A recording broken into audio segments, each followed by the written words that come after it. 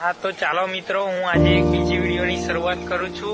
हूँ एमां एवुं कहेवा मांगु छूं के तमे अत्यारे तमारी पासे घणो समय छे तो ए समयने बगाड़ ना करशो अने तमने जे मनगमती वस्तु होय ते वस्तु पाछळ तमे करो।